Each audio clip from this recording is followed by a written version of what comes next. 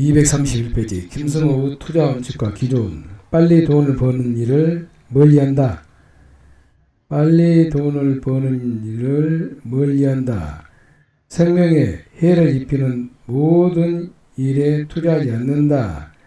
생명에 해를 입히는 모든 일에는 투자하지 않는다. 투자를 하지 않은 일을 하지 않는다. 투자를 하지 않은 일을 하지 않는다.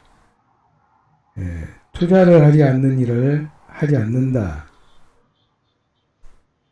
시간으로 돈을 벌고 돈을 벌어 시간을 산다. 시간으로 돈을 벌고 돈을 벌어서 시간을 산다.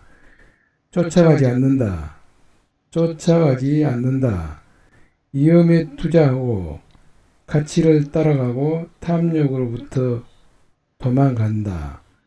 위험에 투자하고 가치를 따라가고 탐욕으로는 도망간다. 탐욕을 되지 않는다. 주식은 5년, 부동산은 10년. 주식은 5년, 부동산은 10년. 1등 아니면 2등. 1등 아니면 2등. 하지만 3등은 버린다. 비트코인이 100달러도 안 됐을 때 큰아이가 재미로 투자해서 160달러에 팔았다는 말을 들었다. 나는 이때부터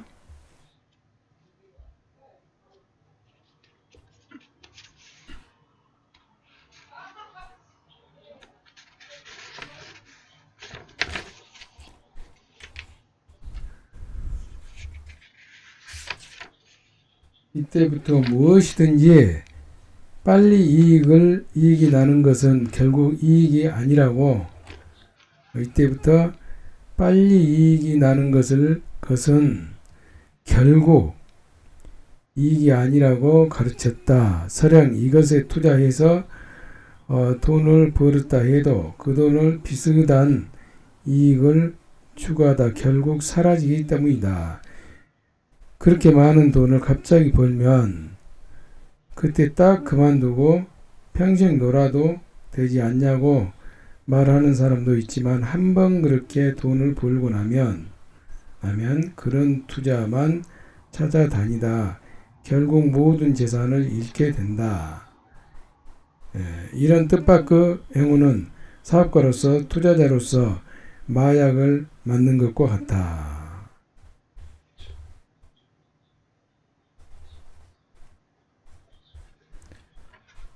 사업가로서나 투자자로서는 마약을 맞는 것과 같다. 이런 마약 주사를 맞으면 절대로 3%, 5% 이익만의 관심을 갖지 못한다. 10배, 20배, 100배짜리 이야기에만 관심을 갖게 되고 테마주나 작전주를 찾아다닌다. 사업도 인생의 한방에 바꿔줄 거라 믿으며 사행성 사업이나 보험성 투자, 금광 계약주 같은 무지개 구름을 평생 찾아다니게 된다. 이런 행운이 아니다.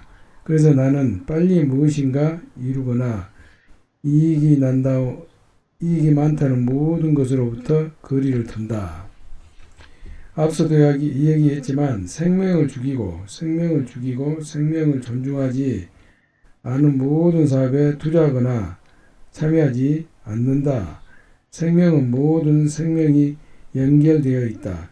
생명을 함부로 하고 자연을 존중하지 않으면 자연도 다른 생명도 나를 존중하지 않을 것이고 행운은 떠나고 건강도 사람도 떠난다. 투자를 하지 않는 것은 가장 나쁜 투자다. 투자를 하지 않는 것은 가장 나쁜 투자다. 자산은 무엇인가 항상 투자를 하고 있어야 한다. 물론 투자를 위해 대기하는 자본도 투자다. 그러나 아무 계획도 없고 아무 욕망도 없는 자산은 죽는다. 계획도 없고 아무 욕망도 없는 자산은 죽는다. 나는 이만하면 괜찮아. 이 정도 햇빛이면 나는 충분히 하고 말하는 나무는 없다. 주변 나무가 자라면서 해가 가리면 내 나무도 열매도 떨어지고 나무도 죽기 때문이다. 그래서 가장 나쁜 투자는 아무것도 하지 않는 투자다. 하지 않는 투자다. 내가 돈을 버는 이유는 시간을 사기 위해서다. 내가 돈을 버는 이유는 시간을 사기 위해서다. 나는 내 자산으로 나의 인생을 나에게 선물한 사람이다.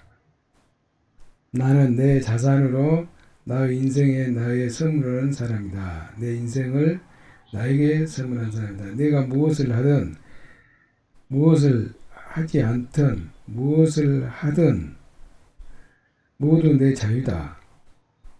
모든 시간을 나를 위해 쓸 수 있으니 무엇이든 공부할 수 있고 필요한 모든 것을 구할 수 있다. 주변의 정보를 확인하고 의견을 구할 수 있는 최고의 전문가들을 고용할 수 있는 힘이 생긴다. 최고의 전문가들을 고용할 수 있는 힘이 생긴다. 자본이 생길수록 투자 대상의 정보의 양과 질이 달라진다. 자본이 생길수록 정보의 양과 질이 달라진다. 더 좋은 자산 투자 구조들이 생겨난다. 더 좋은 자산 투자 구조들이 생겨난다. 돈을 벌어 시간을 샀더니 시간이 나를 공부시키고 전문가를 만나게 하고 더 좋은 정보를 얻을 수 있게 해준다. 이 선순환은 계속 돌아갈 수 있다. 나는 부동산을 사든 주식을 사든 절대로 따라가지 않는다. 매물에 어떤 호재가 있다 해도 내가 계산한 내 가격대로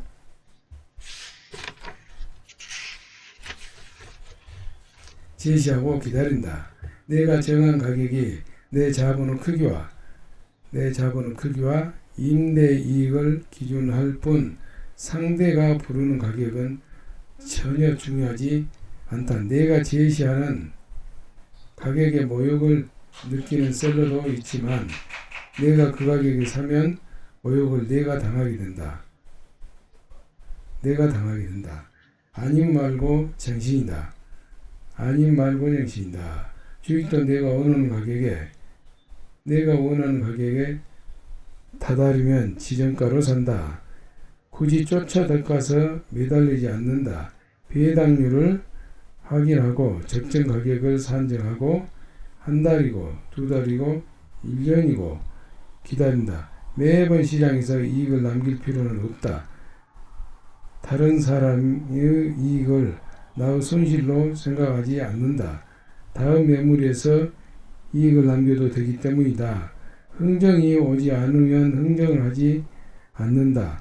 매정한 애인이다. 아님 말고다.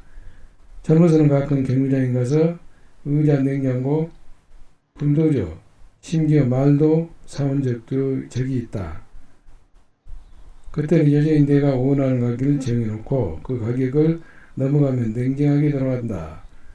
그 가격을 넘어가면 냉정하게 돌아섰다.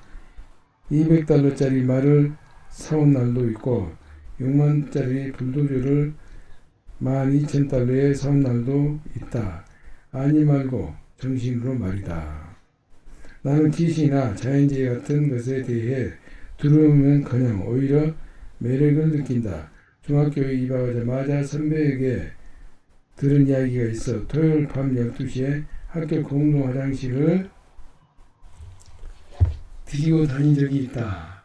빨간 종이나 파란 종이에 주는 귀신이 있는지 궁금했기 때문이다. 손전등 하나 들고 1반부터 10반 교실 화장실을 다 열어봤지만 귀신은 없었다. 언젠가는 폭풍과 토네이도가 보고 싶어서 진지하게 따라가 볼까 하다가 아내의 말대로 그만두기도 했다. 지금도 화라산 터지는 모습과 알래스카 얼음벽이 무너진 현장을 보고 싶은 마음이 강력하다. 혼자 산속에서 야행을 하는 것도 무서워하지 않는다. 상상공포나 자연이 주는 공포를 느껴보고 싶지만 사실 이런 일이 나에게 그다지 공포심을 주지 않는 게 문제다. 오히려 주식 폭락이나 귀신이나 폭풍보다 무섭다. 그런데 이런 불경기나 공황보다 무서운 것은 탐욕과 금품이다.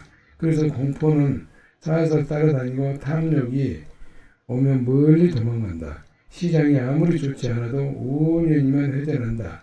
정부도 바뀌고 산업도 바뀌기 때문이다. 부동산을 한 번 사면 파는 것이 아니라 배웠다. 팔려는 생각이면 차라리 주식이 낫다. 그래서 10년은 가지고 있어 본다. 아직 어떤 것도 판 적이 없다. 지나고 보면 항상 팔지 않기를 잘했다는 생각이 든다. 나는 주식이든 부동산이든 평생 팔 필요가 없는 상품을 찾는다. 어떤 업종이든 그 업종이 1등이 되면 가격 결정권을 가진다. 업계를 리딩하는 사람들의 특권이다. 나는 부동산이든 주식이든 1등을 찾는다. 부동산을 살 때는 그 도시에서 가장 비싼 지역을 고르고 주식을 사면 해당 업계의 1등 주식을 산다. 펩시를 사느냐 코카콜라를 사고 마스터카드보단 비자카드를 산다.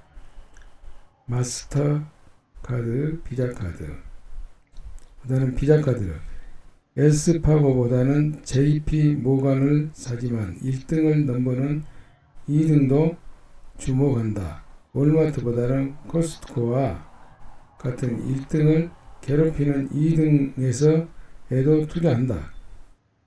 늙은 사자에 대신한 젊은 사자 될 수 있기 때문이다. 하지만 3등에겐 냉정하다. 내 시상대에는 3등짜리는 아예 없다. 자식을 부자로 만드는 방법. 문제는 이 방법을 듣고도 대부분 부모가 자식에게 이 방법을 전달하지 않는다.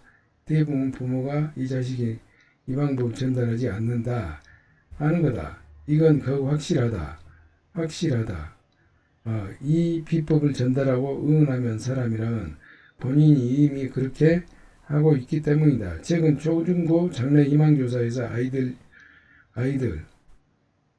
유튜버, 건물주, 운동선수가 나오고 있다. 고학년일수록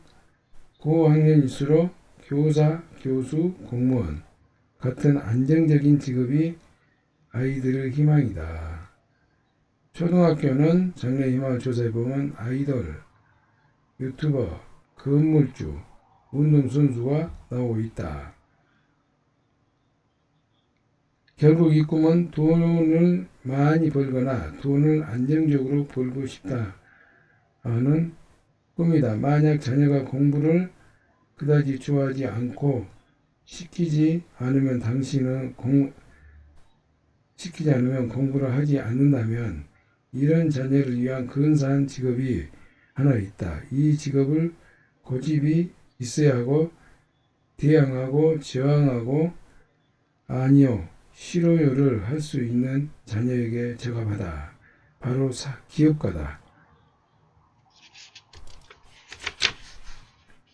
이런 자녀들에게 이 모든 것을 할 수 있는 직업으로 기업가가 있다는 것을 알려주고 싶다. 기업가가 되려면 다양한 직업에 종사하는 사람들을 고용하는 사람이 되거나 그들과 함께 일하는 사람이 된다. 자녀에게 기업가가 되는 법을 가르치려면 어릴 때부터 증권 통장 하나 만들어 주는 것이 시작이다. 중학생 정도면 아주 좋고 대학생 자녀도 좋다. 한두 달 학원비 정도 금액을 맨 처음 넣어주고 그 금액의 70%로는 한국 최고의 기업의 우량주를 사주고 30% 정도는 자녀의 결정에 따라 회사를 고르게 한다. 자녀들이 사용하는 브랜드 중에 그들 사이에서 인기 있는 제품이나 서비스가 제공되는 곳이 있을 것이다. 자녀와 토론을 통해 그런 종목들을 산다. 이 기회를 통해 자녀들에게 증권, 브랜드, 회사 가치, 배당 같은 경제 용어를 가르친다. 주가가 오르거나 내리면 서로 시황을 놓고 분석도 해본다. 실제로 직접 증권을 사서 자기 계좌에서 일어나는 현금 변화를 보면서 해당 회사들과 경제를 배우는 것과 그냥 이론으로 배우는 것은 천지차다. 이 방법을 자녀들이 따라오고 흥미롭게 느끼고 한다면 그런 자녀들은 사업의 천재로 키울 수 있다.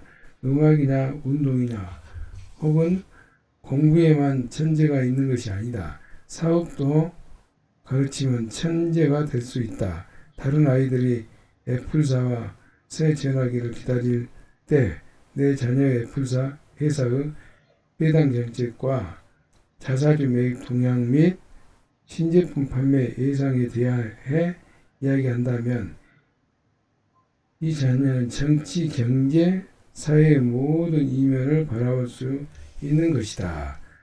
놀이도 판돈이 걸려야 흥미가 생기듯 자녀에게 증권 계좌가 있어야 이 모든 것을 보인다. 놀이도 판돈이 걸려야 흥미가 생기듯이 모든 것이 보인다. 주식 투자는 단순히 투자 문제가 아니다. 사업을 이해하고 국가의 세계 경제를 이해하고 회사 경영 시스템을 움직이는 것을 현장에서 볼 수 있게 하는 도구다. 한국의 쇼리 대표의 제안처럼 사고육들을 돈을 쓰느니 차라리 그 돈을 이 아이가 어렸을 때부터 증권계좌 안에 넣어두면 아이가 대학 갈 때 학비로 쓸 수도 있고 창업할 수도 있을 만한 돈이 모일 것이다. 만약 자녀가 창업이냐 사업을 하고 싶어 하면 그에 맞는 공부도 저절로 찾아서 하게 된다. 그들은 왜 수학이 필요하고 영어가 필요한지 몰랐을 뿐이다. 자기 스스로 대학 교육이 필요하다고 느끼면 대학에 간다 할 것이다. 무엇이든 필요하다고 느끼면 알아서 공부하게 된다. 기업인들에게 강연에 데리고 다니고 교육총회에 참여하고 박람회 기업체 방문을 통해서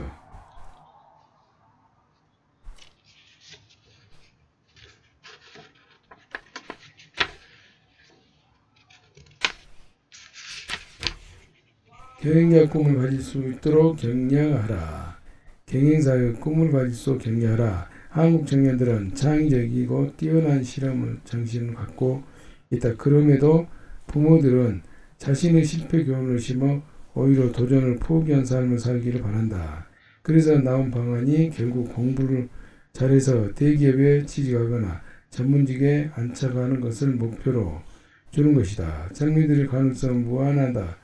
부모들은 자기 자녀의 가능성을 너무 과소평가하고 있다. 젊은이에게 마음 먹으면 무엇인지 할 수 있는지 어떤 가능성이 있는지 감히 짐작도 못한다. 부모 포기를 자녀에게 물려주지 마라. 나의 범죄에 연루된 일이 아니라면 아이가 무엇을 하든 상관하지 않는다. 자기가 좋아하고 자기가 하고 싶은 일을 하고 사는 것이 인생이다. 어디까지 갈지 모르는 한 아이가 고작 대기업 직장인이 꿈의 목표에 동참하게 하지 말기 바란다. 이스라엘 국가와 사회의 대학 앞장서서 창업을 하겠다는 청년들을 적극 돕는다. 이스라엘 청년들의 꿈은 미국 나스닥 상장이다. 이미 나스닥에는 수도 없는 이스라엘 회사들이 상장하고 있다. 무려 40% 회사가 이스라엘인 소유다. 왜 한국 청년들은 미국 나스닥 상장을 꿈꾸지 않고 드물주가 꿈일까? 부모의 잘못이다. 이스라엘 사람들은 특이한 도전 정신을 후츠파 정신이라고 부르는데 후츠파란 뻔뻔하고 당돌하고 저돌적이고 도전적이지만 정신을 못한다. 정신을 뜻한다. 당신 자녀와 딱 맞지 않은가?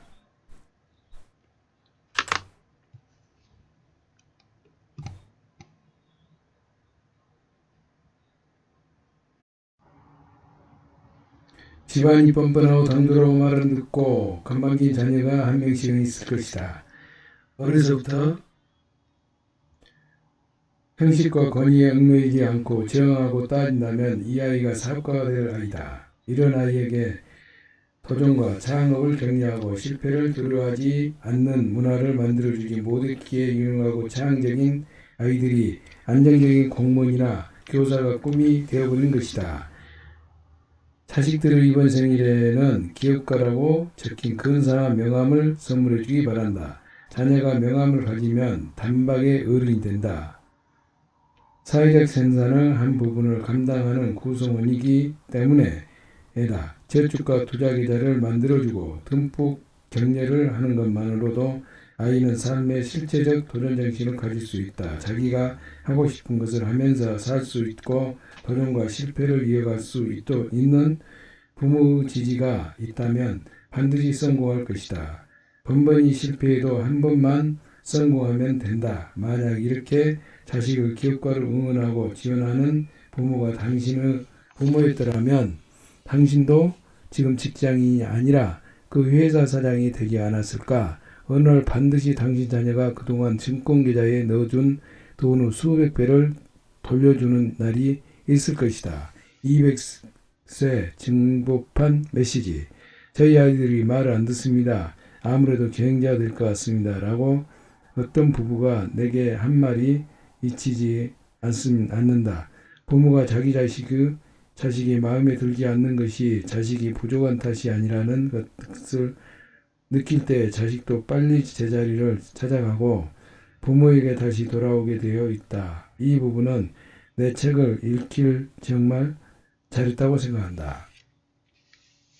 만약 삼성전자 주식을 아직도 가지고 있었더라면 투자자들이 흔히 하는 한탄이 있다. 그때 그 주식을 팔지 않고 그냥 가지고 있었더라면 지금 떼부자일 것이라며 아쉬워한다. 당시에는 주식이 2배나 올라서 횡재를 했다고 팔았지만 그 후에 더 올라가는 주식을 내가 판 가격보다 차마 비싸게 살 수 없어 포기하고 만 것이다. 삼성전자는 2020년 1월경 6만원대에 접근한 적이 있다.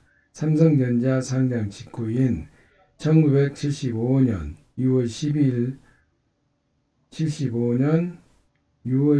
즉 수정주가가 기존 56원이었던 것과 비교하면 1063배 오른 것이다. 이데일리가 마켓포인트에 인용한 기사에 따르면 당시 음마아파트 분양대금을 치를 돈 2,400만원으로 삼성전자를 샀다면 지금 192억 9,730만원으로 불었을 거란 계산이 나온다. 여기에 배당액 재투자는 포함하지 않았으니 200억 원이 훌쩍 넘을 것이다. 현재 음마아파트 시세가 20억 원이 넘어가 1000% 이상 차이 나는 셈이다. 계산을 보면 아까운 일이다. 하지만 억울해할 필요는 없다. 1975년도에 삼성전자 주식을 가지고 아직도 팔지 않는 사람은 이건희 회장과 그 가족을 제외하면 단 한 명도 없을 것이다. 주인의 마음으로 기다린 사람이 흔치 않기 때문이다. 일반적인 투자 스타일로 보면 단기 투자와 장기 투자가 있지만 단기도 초단기 투자가 있고 장기에도 영원히 팔지 않는 투자가 스타일이 있다. 가치 투자자는 좀 다른 분류다. 가치를 기준으로 삼다 보면 단기 투자가 되는 경우도 발생한다. 사자마자 급격히 올라 표준 가치를 넘어가면 보유 기간과 상관없이 매도를 해야 할 경우도 생긴다. 나는 주식을 오래 갖고 있는 것이 좋다고 말하지 않는다. 그러나 오래 갖고 있을 만한 주식을 오래 가지고 있을 것은 훌륭한 투자라 생각한다. 앙드레 코스탈라니 유럽 증권계의 위대한 유산으로 칭송받는 투자의 대부도 파란만장했으며 현실적인 장기 투자자인 일본의 고레카와 긴조도 몇 번의 파산을 맞이했었고, 피터 린치 금융인 피델리티 매니지먼트 앤 리서치 부회장은 불명예 대사를 당하기 전에 스스로 영리하게 걸어나왔다. 이들 모두 장기 투자자지만 힘든 날이 없던 것은 아니다. 대표적인 장기 투자자이자 가치 투자인 워런 버핏조차도 2020년 코로나 바이러스로 인한 주식시장 붕괴로 큰 타격을 입었다. 6개의 종목이 무려 50% 이상을 폭락했는데 버핏의 전통적 가치주 중심의 포트폴리오가 유난히 강한 폭격을 받았다. 11세부터 시작했다는 그 80년 투자 인생의 막바지 평생의 명성에 금이 가는 순간이었을 것이다. 나는 거래에 능한 사람이 아니다. 거래에 능하지 못한 사람은 거래를 하면 안 된다. 그래서 자동차를 사기 위해 흥정을 할 때도 적정 가격을 찾아낸 후 세일즈맨에게 최종 인수가 가격 드라이브 아웃 프라이스를 단 한 번만 제시할 수 있다고 말한다. 가격이 마음에 들면 한 푼도 안 깎고 살 것이고 마음에 안 들면 그냥 나갈 것이라고 말한다. 그리고 추가 흥정은 하지 않겠다고 한다. 대부분 이 방법으로 가장 합리적인 가격으로 차를 살 수 있었고 1시간 안에 차를 가져온 적도 있다. 부동산을 살 때도 그 같은 방법을 유지한다. 흥정이 완료되었는데 또 다른 이유로 다른 가격을 요구하는 순간 나는 거래를 중지한다. 다시 흥정이 오가는 상황보다 매물을 버리는 쪽을 선택한다. 눈치가 오고 가고 협상을 주고받는 일을 좋아하지 못하기 때문이다. 이 방식이 거래를 잘하지 못하는 사람 쓸 수 있는 가장 최선의 거래 방법이다. 그래서 주식은 매번 사고 팔아야 하는 상황도 싫어한다. 한 번 사면 오랫동안 거래를 하지 않아도 되는 회사를 고른다. 심지어 평생 팔지 않아도 될 회사를 좋아한다. 이전에 서로 이웃으로 지내던 두 사람 중 한 사람은 논을 팔아 서울 변두리를 돌며 집장사를 하면서 돈을 많이 벌었다. 대신 아이들은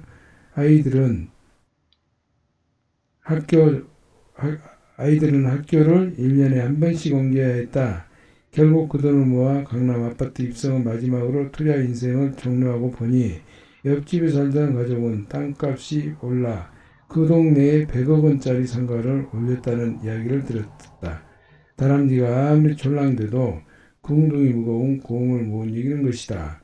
사업이든 사람이든 품성 좋고 성실한 사람을 찾았으면 헤어지지 말고 한평생 잘 살기를 바란다. 국제적 수준의 행동 에티켓과 세계화 과정. 중앙대에서 사업가 제자들을 데리고 글로벌 경자 과정 교육을 2년간 진행했다. 한국을 넘어 전 세계로 사업을 확장하고 싶은 경자들이 모여들었다. 이들과 일주일간 미국 로스앤젤레스나 뉴욕에서 현장 교육을 위해 미국 업체나 사업구조 등을 찾아다니는 교육이 있었다. 하지만 막상 현장에 데려오니 한국 구찌의 브랜드 대표들임에도 불구하고 국제적 기준의 에티켓 교육이 전혀 되어 있지 않았다. 그들이 일반적인 선진국 사업가들이 갖고 있는 일상적인 예의를 전혀 갖추지 않는 걸 본 뒤 나는 황당하기 시작했다. 사실 그들의 실수는 한국에서 너무나 자연스러운 행동이고 비난받거나 눈치 받을 일이 없는 행동이다. 나는 결국 그들의 한국 브랜드가 미국으로 진출하기 이전에 경영자들에게 국제 비즈니스를 행동 기준을 먼저 가르쳐야겠다는 생각이 들었다. 이름을 들으면 다들 알만한 회사의 대표들을 유치원생이라고 생각하고 가르치기로 마음먹었다. 대략 이런 것들이다. 식당에 들어서면 안내를 받기 전까지 입구에서 기다리라. 아무 좌석에 앉지 말라.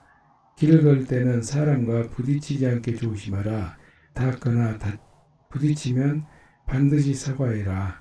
음식을 먹을 때는 요란스럽게 나눠 먹지 마라. 흘리지 말고 먹어라. 호텔 복도에서는 목소리를 줄여라. 공공장소에서 줄을 설 때는 너무 바짝 다가서지 마라. 밖에서 전화를 받을 때는 조용히 받으라. 남의 집에 방문을 했을 때는 냉장고를 함부로 열지 마라. 나무삽장 방문하거나 미팅이 있을 때는 복장을 갖춰라. 업체 탐방 시에 슬리퍼를 신지 마라.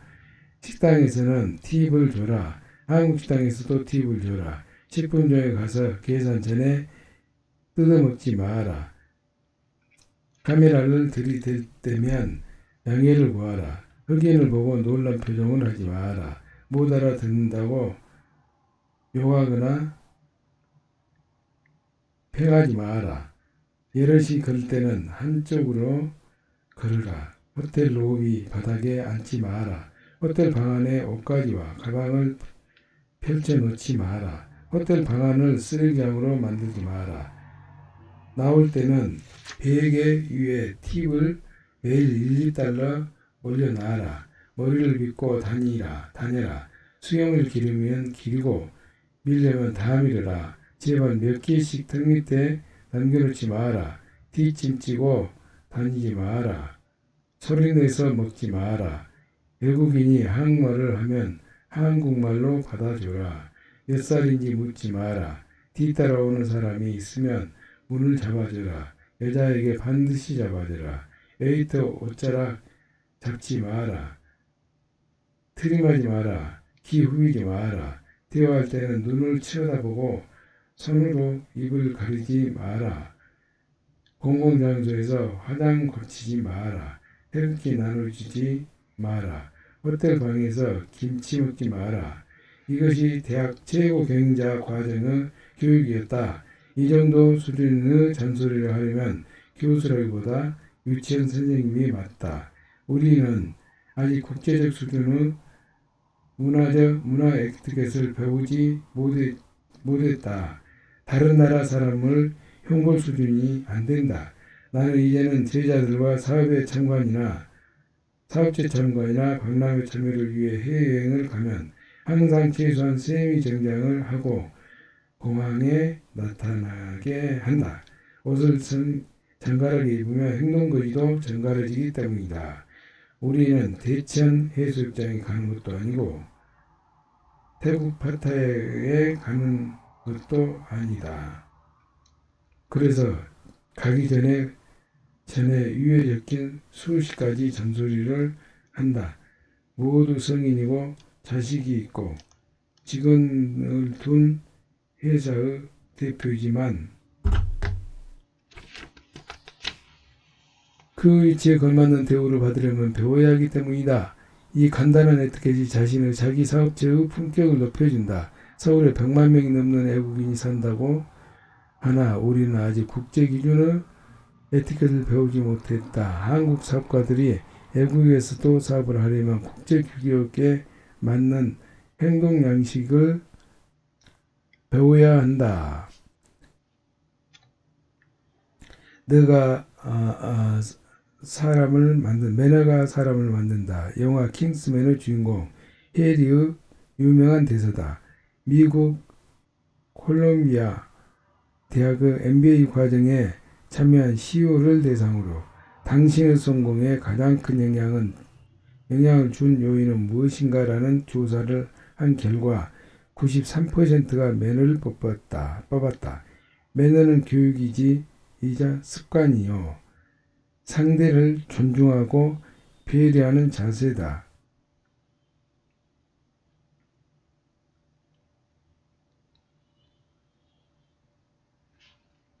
상대를 존중하고 배려하는 자세다. 국제적 성공도 매너에서 시작된다.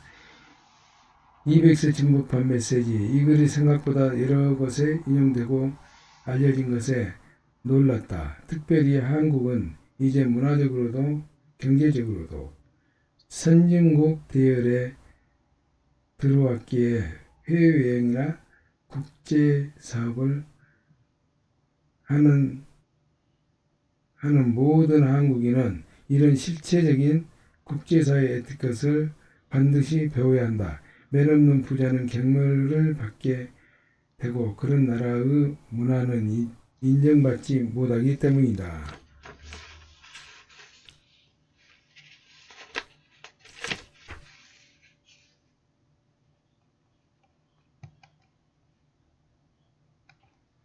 당신의 출구 전략은 무엇인가? 회사를 창업하거나 현재 사업을 하는 모든 사람은 출구 전략을 가지고 있어야 한다. 출구 전략은 사업 초기부터 계획되어 있어야 방향성을 갖게 된다. 사업을 하면서 출구 전략을 전혀 고민하지 않거나 심지어 이런 말을 처음 듣는 사람도 있을 것이다.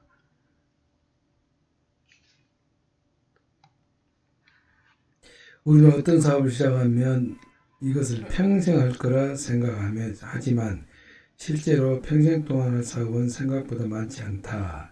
사업은 환경은 날마다 변하고 나의 재정 상태도 능력에 따라 변수가 많기 때문이다. 보통 사업은 3가지 정도 출구 전략으로 나뉜다. 이 3가지 전략 중에 자신에게 어떤 것이 가장 유용한가 대한 결정은 자신이 소유한 사업의 지속성장 가능에 달려있다. 본인의 사업체가 현재 아주 잘되고 있어도 앞으로 몇 년 안에 존속 가능성이 없어지거나 경쟁사가 늘어날 것 같으면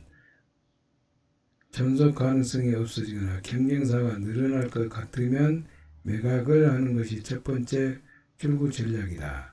보통 사업을 하는 사람들은 지금 사업이나 장사가 잘되고 있으면 매각을 전혀 생각하지 않는다. 현재 사업이 10년 혹은 30년 후에도 존재할 수 있다면 다른 문제지만 어떤 사업들은 아주 잘돼도 1년 앞을 장담할 수 없다.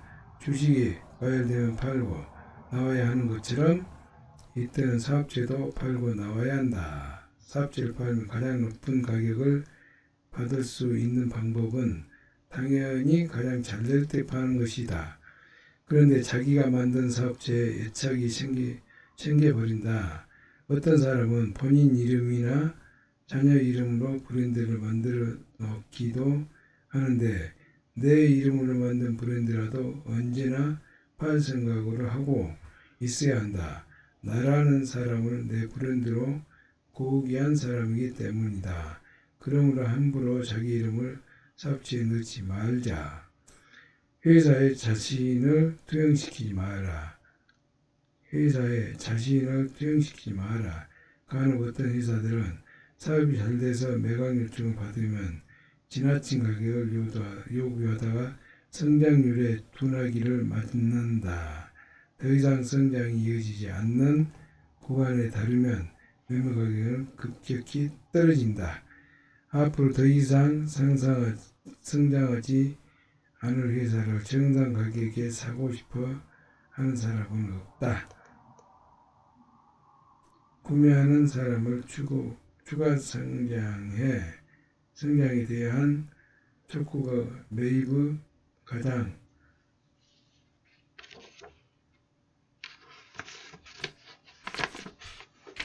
이유이기 때문이다. 프랜차이즈로 매장을 100여 개가 넘는 키운 회사들이 이런 실수를 많이 한다. 더욱이 매장 100개가 넘으면 개인이 살 수는 없다.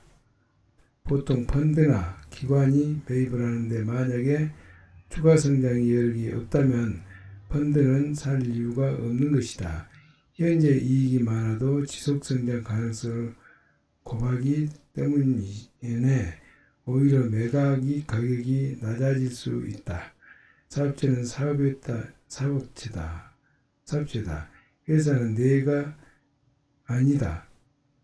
잘 나갈 때 떠날 준비를 해야 한다. 두 번째, 출구 전략. 출구 전략이 유용한 회사는 지속 성장 가능성이 높은 회사다. 회사가 산업 안에 자리를 잘 잡았고 앞으로 성장 가능성이 높고 성장을 마친 후에도 오랫동안 수입이 지속으로 발생할 수 있는 사업을 만들었다면 가장 대표적인 출구 전략은 기업 공개 혹은 큰 기업과의 인수합병이다. 기업 공개를 추진하는 이유는 크게 두 가지다. 회사가 너무 커서 개인들이 살 수 있는 규모가 아니기에 여러 개인에게 분산해서 발견하는 기업 공개가 있고, 징자를 통해 자본 조달 후 더 빨리 시장을 장악하려는 목적의 기업 공개가 있다. 전자는 창업자가 팔고 나가려는 의도가 있고, 후자는 회사를 키우려는 목적이 있다. 마지막 출구 전략. 출구 전략이 없는 출구 전략이다. 이 전략은 사업체가 대대적일 정도로 단단하고 강력한 브랜드 파워를 가졌거나 특정 영역에서 시장을 장악하고 있을 때 가능하다. 즉, 해당 사업체를 팔아서 이만한 사업체를 다시 만들 살 수도 없을 경우일 때 평생 사업체를 운영하며 수입을 만드는 것이 전략이다. 동네를 넘어 전국에서 손님들이 찾아오는 맛집이나 이미 확산된 브랜드 파워를 가진 공산품, 기업도 팔 이유가 없다. 대를 이어가기도 좋다. 사업체다. 이런 사업체를 갖는 것이야말로 가장 최신의 출구 전략.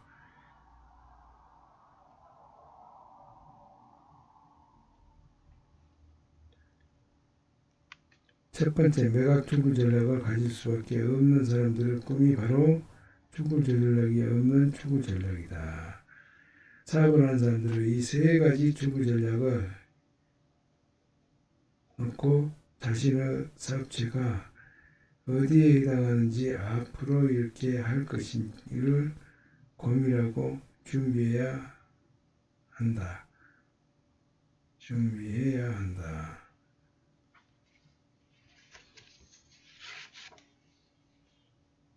미리 준비하면 이에 맞춰 자신의 사업 방향을 면밀하게 조정해 갈 수 있고, 투자 방법 한계를 미리 계산할 수 있다.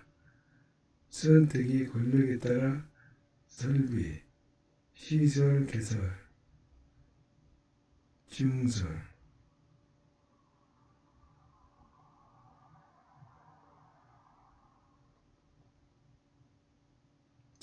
부동산 매입 등의 큰 결정을 쉽게 할 수 있고 불필요한 자금을 이용하지 않게 된다. 사업을 시작할 때 사업 계획서,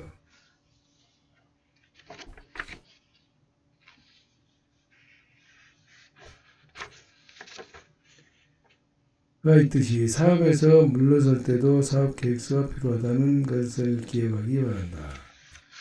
모든 비즈니스는 결국 부동산 걸 금융을 만난다. 그 사업이 무엇이든 사업체가 성장을 거듭해 동네를 벗어나 큰 길에 들어서면 두 사람이 기다릴 것이다. 그 둘은 당신 양쪽에 서서 어깨를 손을 얹고 친하게 지내자고 접근할 것이다. 한두 사람은 슈트 차림 넥타이를 맺고 한 사람은 잠바 차림에 모자를 썼다. 이 두 사람은 서로 경쟁자인 동시에 동업자다. 이 사람들은 이 바닥에 터줏대감으로 사업을 더 키우기 이 두 사람은 서로 경쟁자인 동시에 동업자다. 이 사람들은 이 바닥을 털릴 때감으로 사업을 더 키우기 위해 이 두 사람에게 잘 지내야 한다. 이름은 당신의 친구가 될 수도 있고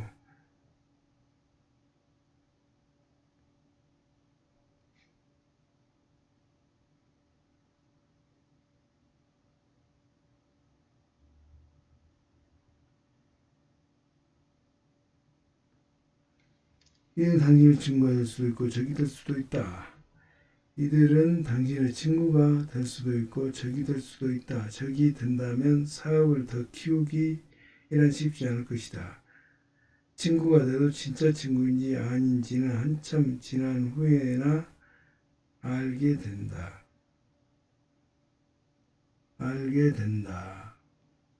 슈트 차림 넥타이 민 사람은 금융이고 잠바처럼 모자를 쓴 사람은 부동산이다.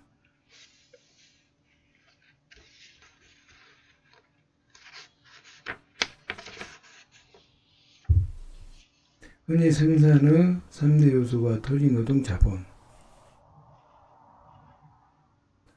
농업중개사 시절에 나온 이론으로 현대 생산 3대 요소를 바꾸면 부동산, 사업체, 금융이다. 부동산, 사업체, 금융이다.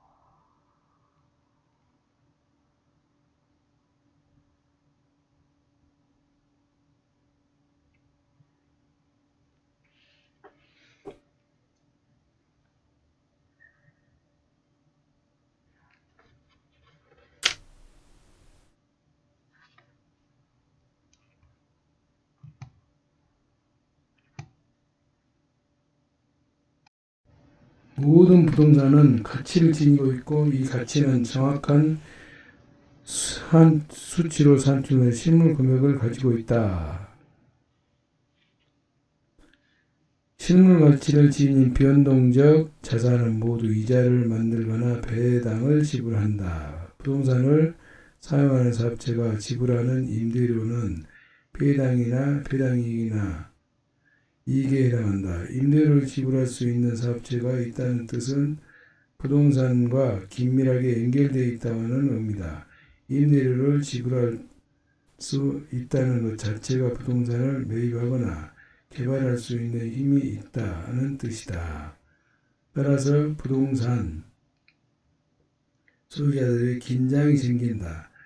부동산 사용자가 될 수도 있지만 부동산 구매자가 될 수는 또 있는 것이다. 즉 부동산을 살 수 있는 구매 자격을 가짐으로써 현재의 사업체와 부동산을 연결하면 기존 사업 못지않는 지속적 이익 구조를 만들 수 있는 것이다. 결국 사업을 잘해서 어디든 매장을 열어도 임대료를 가진 회사를 소유했다면 수많은 부동산을 소유할 수 있는 가격이 생길 것이다.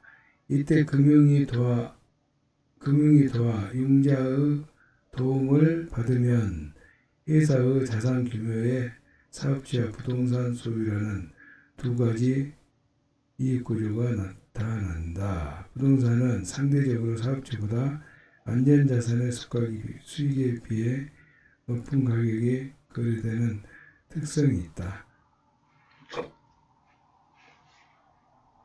수많은 회사가 부동산을 소유하고 있는 이유가 바로 이것이다. 사업체는 시장을 장악하고 성장률을 유지하기 위해 투자금을 모으고 인수합병이나 기업 공개를 통한 상장까지 가야 하는 상황에 놓이게 된다.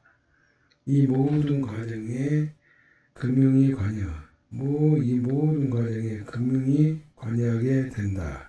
투자의 종류와 방향에 따라 금융자본은 회사의 조직과 지분 그리고 이익 배분 방식을 결정하고, 이 허위에 따라 회사는 금융노조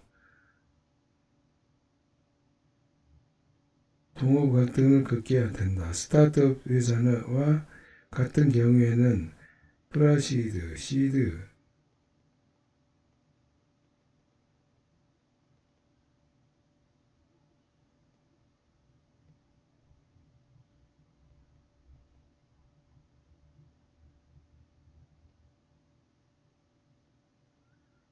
스타트업 회사와 같은 경우 프라시드, 시드 시리즈 A, 시리즈 B와 같이 연쇄적인 투자 진행을 받으며 자본을 해석하는 과정이 있고, 금액과 성격에 따라 창업의 지분 이상을 요구하거나 신주 발행에 관여하는 식의 경영 참여를 하기도 한다.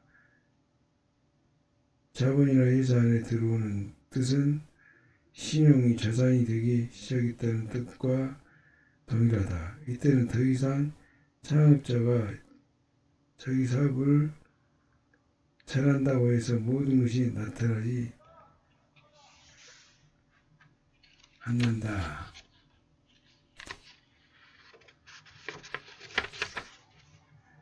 금융조직과 잘 지내고 자본을 이해하고 조율할 수 있는 단계로 넘어가는 것을 뜻한다.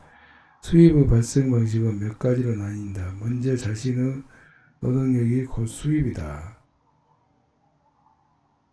먼저 자신의 노동이 곧 수입이 되는 임금 노동자나 자영업자가 있으며, 다른 사람 노동력 자본을 수입을 만드는 기업가도 있다.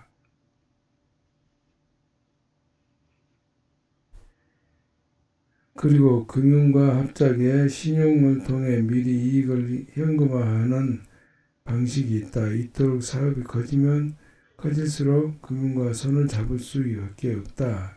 금융에 대한 공부가 부족하면 사업체를 아무리 잘 만들어도 노인과 바다에서 나오는 늙은 어부 산티아고가 될 수 있다. 산티아고는 너무나 어렵게 멕시코에서 큰 청새치를 잡아 보트에 달고 시장에 높은 가격에 팔릴 것을 기대하며 집으로 향했다. 하지만 청새치의 피가 상어들을 유인했고, 그 상어들이 결국 청새치의 뼈만 남기고 전부 다 먹어 치워버렸다. 금융자본에 대한 이해가 부족한 경영자는 누구나 산티아고가 될 수 있는 것이다. 금융은 정교, 날카로운 칼. 이 칼은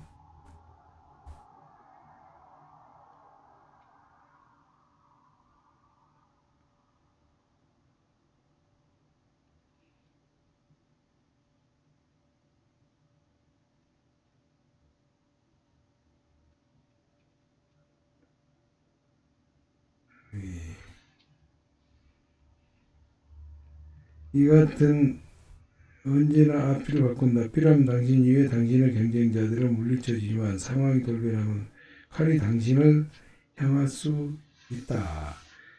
살과 뼈를 해치하듯 냉정하게 당신과 당신의 사업체를 해치할 수도 있다. 그러나 만약 부동산과 금융을 언제나 당신 편에서 일하게 만든다면 확장성과 안정성과 모두 갖춘 사업의 소유를 될 것이다. 또한 이렇게 커진 사업체는 규모를 키워나갈수록 부동산과 금융의 발밑에 둘 수 있게 된다. 더 이상 파트너가 되겠다고 요구하지 않고 부하 역할로도 당신 옆에 붙어있기를 바라게 된다.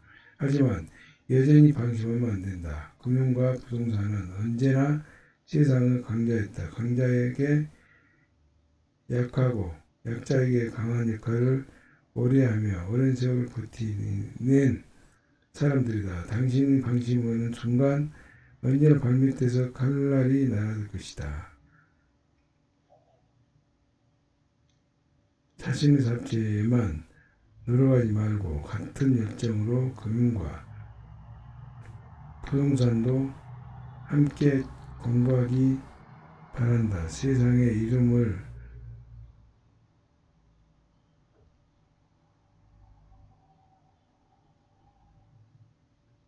이 둘은 모두 지압하고 그 자리에서 있을 것임을 상기하기 바란다.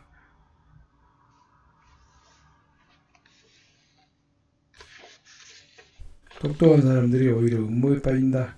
똑똑하고 지적 수준이 높은 사람들일수록 음모론에 더 잘 빠진다. 불확실성을 유난히 싫어하기 때문에 복잡한 정치 요소나 이해하지 못할 경제 환경 나타나면 이를 설명하는 사람들이 많이 생겨난다.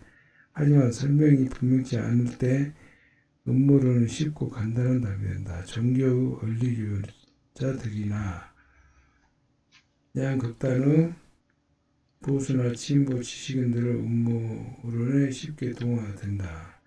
또한 이들의 지역 학문적 권위를 인정하는 다수의 음모론은 힘을 얻고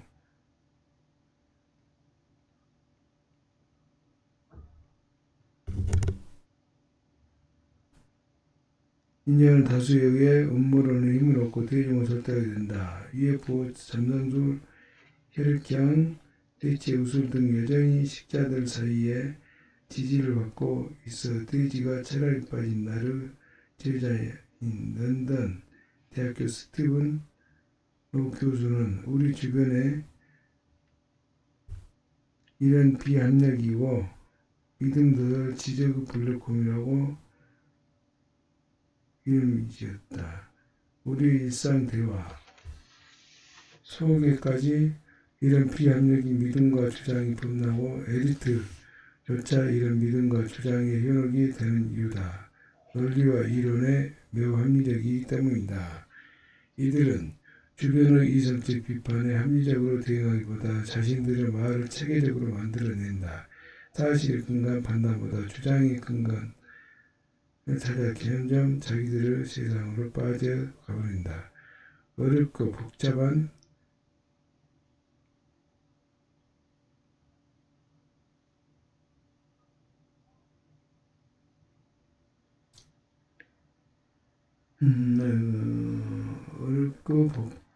어렵고 복잡한 전문 용어들을 나열하거나 모호한 말로 심오한 무엇인가를 알고 있는 듯 가장하다. 히틀러의 탄생과 9.11 테러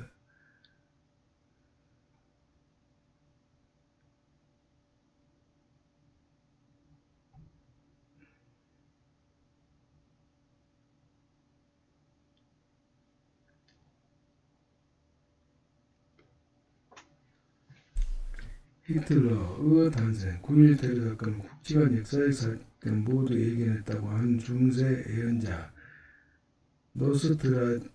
노스트라다무스와 예언도 이런 모함 때문에 아직 존재하고 있다. 직접적 언급은 없음에도 어떻게든 해석이 가능하기 때문이다. 인간이 달에 가지 않았다는 주장은 사회적 사실을 받아들이는 사실 중에서도 믿는 사람이 많다.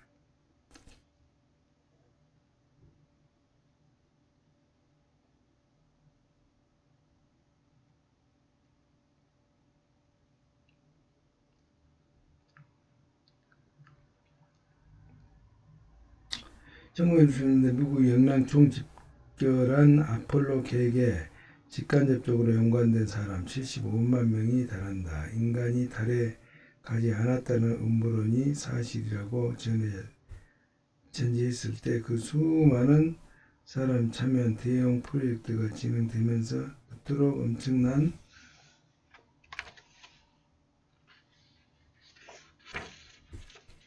비밀이 이렇게 지켜졌는지에 어떻게 지켜졌는지에 대해 반문해보지 않는다. 이런 의심이 확대되자 나사는 달표면에 남긴 사각지대를 정찰위성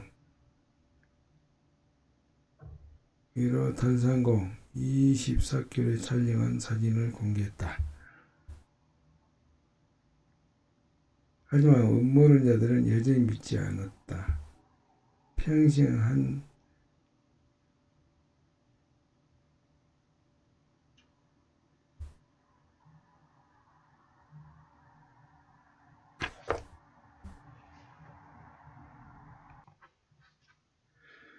평평한 지구 국제 컨퍼런스라는 단체는 2019년 지구 평면설 지구는 평평하다는 이론을 믿는 사람들을 태우고 세계를 항해하는 크루즈선 여행을 계획 중이라고 보도했다. 이들은 직접 배를 타고 나가 지구 평면설을 증명해 내겠다고 한다. 어느 시장 조사 업체에서 따르면 미국인의 2%가 지구 평면설을 믿는 것으로 나타났는데 현대 과학에 익숙한 25세 젊은이들이었다. 브라질의 경우 인구 7%가 해당되는 1100만 명이 지구는 평평하다고 생각하는 것으로 조사됐다. 이들에게 지구 평면설은 늘어나 놀이나 유머가 아니다. 지구 평면설을 증명하려고 스스로 만든 로켓을 띄우기까지 한다. 1990년대 초 에이즈를 믿지 않는 사람들이라는 작은 단체가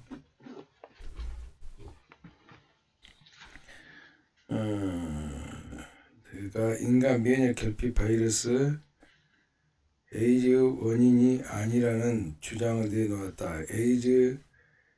에이즈는 바이러스가 아니라 영양실조나 허약 건강 상태 같은 다른 요인 때문에 걸린다는 것이다. 증거도 근거도 명확지 않았지만 남아프리카 공화군 타보 엠베키 대통령은 이런 주장에 동조하면서 에이즈 치료를 막기 위해 원조 제어를 거부했다. 엠베키가 태도를 바꾼 것으로 인해 30만 명 이상의 사람들이 목숨을 잃고 3만 5천 명의 아이들이 양성 반응을 보인 후였다. 한국에도 약을 안 쓰고 아이를 키운다는 뜻을 가진 사람들이 모인 네이버 카페 아나키가 있었다. 한때 회원수가 6만 명에 달했다. 카페 설립자는 한의사로 예방접종 극대로 불신하고 자연치유를 강조하는 많은 아이를 사지에 몰아넣은 적이 있다.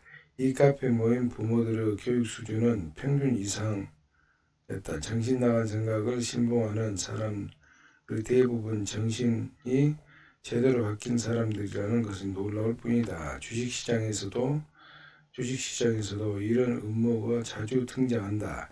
주가가 폭락하면 공매도 세력의 음모론이 떠오르면서 시장이 망가뜨려진 들은 범인을 찾으려 한다. 너만 알고 있어 라는 것도 일종의 음모, 합리적인 생각을 가진 사람이라면 그 소문의 나에게까지 라고 생각해야 한다. 주가가 급등하면 세력의 음모가 생각난다. 음모라고 생각한다. 큰돈과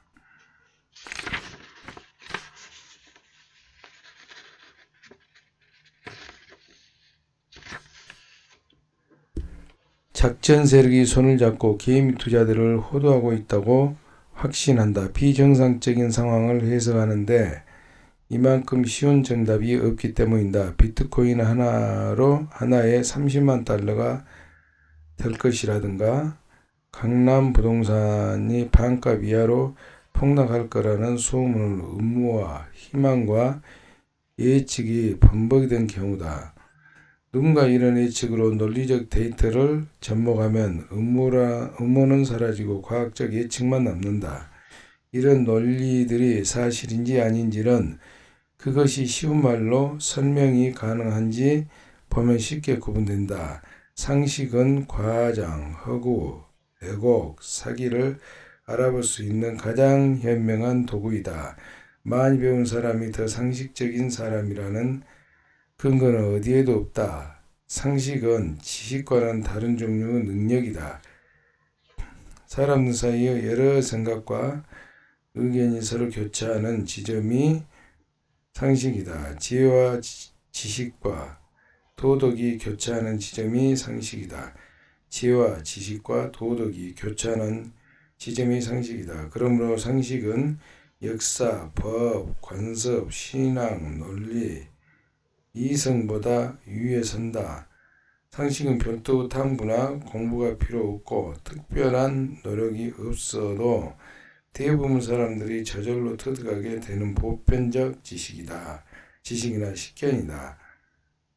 보편적 지식이나 식견이다. 그러므로 상식은 쉬운 말로 표현이 가능하다. 음모에 빠지는 순간 상식을 벗어난다. 편협한 생각과 지적 월감 상식이 들어올 자리를 없애버린다. 유명 대학, 좋은 직업, 뛰어난 실적을 지닌 사람은 특별히 상식을 벗어나지 않도록 더더욱 자신을 살펴야 한다. 사업은 물론이고 인생도 상식을 벗어나는 순간 패자로 전락하고 좋은 친구들이 떠나고 가난과 괴짜로 인생을 마칠 확률이 높아진다. 사기를 당하지 않는 법. 나는 청년 시절에 몇 번은 속은 적이 있다. 당시 나는 결박했다. 미국 초기 이민자들이 그렇듯 온 가족이 하루 16시간씩 주당 112시간을 일하던 시기였다. 지치고 힘든 가족들은 모두 예민했으며 말투는 날카로워졌다. 부모는 늙어가고 아이는 자라는데 달리 희망도 없었다. 중고 옷가게에 산 $3짜리 청바지에 에어컨도 나오지 않는 트럭을 타고 매일 아침마다 마켓에서 팔 과일을 사러 다니던 나는 잘만 하면 넥타이를 차고 사무실에서 일할 수 있고 주말에는 가족과 놀러 갈 수 있겠다는 욕심에 눈이 멀어버렸다. 당시 삼복 컴퓨터가 최대 주주였던 이머신즈 저가 PC 판매로 미국 시장에 돌풍을 일으킨 회사로 한국 기업 사상 두 번째로 미국 나스닥 시장에 상장돼 관심을 모았다. 나는 그에게 상장 전에 $10,000치 주식을 살 수 있는 특권을 줬다. 당시에 $10,000, 내 정말 큰 돈이었다. 1200만원? $10,000면 1200만원. 곱하기 1200만원만 잡더라도 1200만원. $10,000, 1200만원.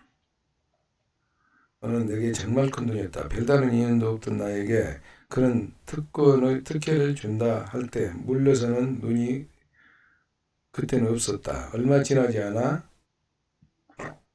별다른 인연이 없던 나에게 그런 특혜를 준다 할 때 물러서는 눈이 그때는 없었다. 얼마 지나지 않아 상장은 폐지되고 주식은 휴지 조각이 됐다.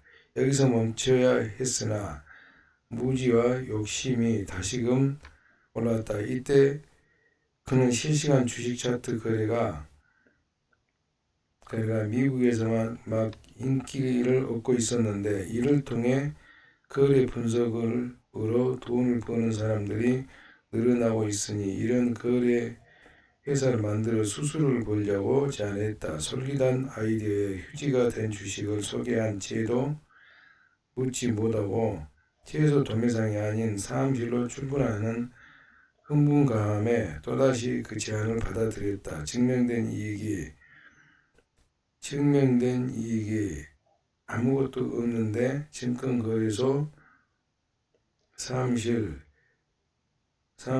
얼어버린 것이다. 몇몇 고객이 하루 종일 욕설을 하며 초치기 거래를 했지만 결과는 모두 참혹했다. 한두 달 버티지 못하고 손실을 보고 모두 떠나자 결국 혼자 남아 직접 거래를 시작했다. 마치 카지노 딜러가 혼자 카지노를 두른 모습처럼 자본은 스스로 줄어들었다. 자본은 스스로 줄어들었다. 자본은 스스로 줄어들었다. 그러자 그 사람은 이왕 이렇게 된 거 한 방에 크게 벌자며 주식 옵션 거래를 제안했다.